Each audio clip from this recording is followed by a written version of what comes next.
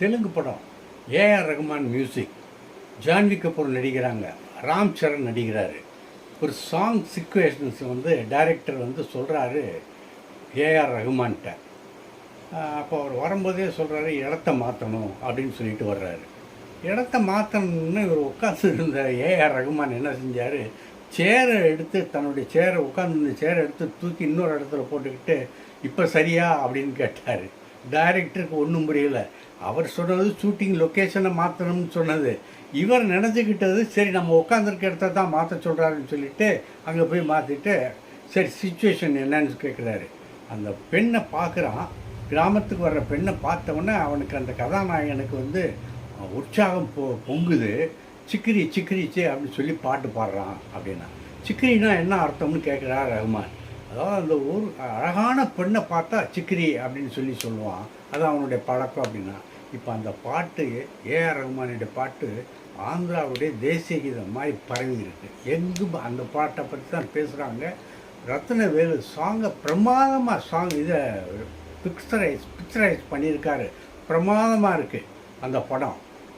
வந்தால் தெரியும் அதனுடைய இது. இந்த பாட்டு இதை விட்டுட்டாங்க. பார்க்கும்போதே ஜான்வி கபூர்னுடைய கவர்ச்சி எல்லாம் மீறி போய் கிடக்கு. தெலுங்கு படம். ஏஆர் ரகுமான் மியூசிக், ஜான்வி கபூர் நடிக்கிறாங்க, ராம் சரண் நடிக்கிறாரு. ஒரு சாங் சிக்குவேஷன்ஸ் டைரக்டர் சொல்கிறாரு ஏஆர் ரகுமான்கிட்ட. அப்போ அவர் வரும்போதே சொல்கிறாரு இடத்த மாற்றணும் அப்படின்னு சொல்லிட்டு வர்றாரு. இடத்த மாற்றணும்னு இவர் உட்காந்து இருந்த ஏஆர் ரகுமான் என்ன செஞ்சார், சேரை எடுத்து தன்னுடைய சேரை உட்காந்துருந்த சேரை எடுத்து தூக்கி இன்னொரு இடத்துல போட்டுக்கிட்டு இப்போ சரியா அப்படின்னு கேட்டார். டைரக்டருக்கு ஒன்றும் புரியல.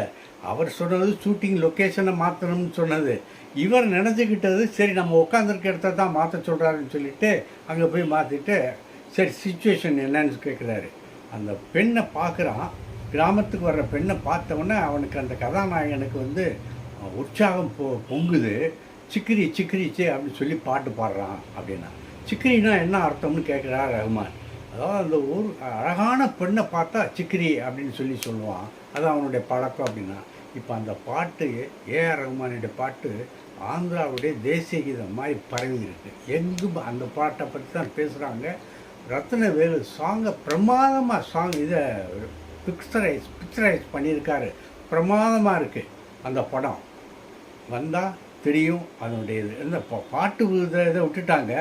பார்க்கும்போதே ஜான்வி கபூர்னுடைய கவர்ச்சி எல்லாம் மீறி போய் கிடக்கு.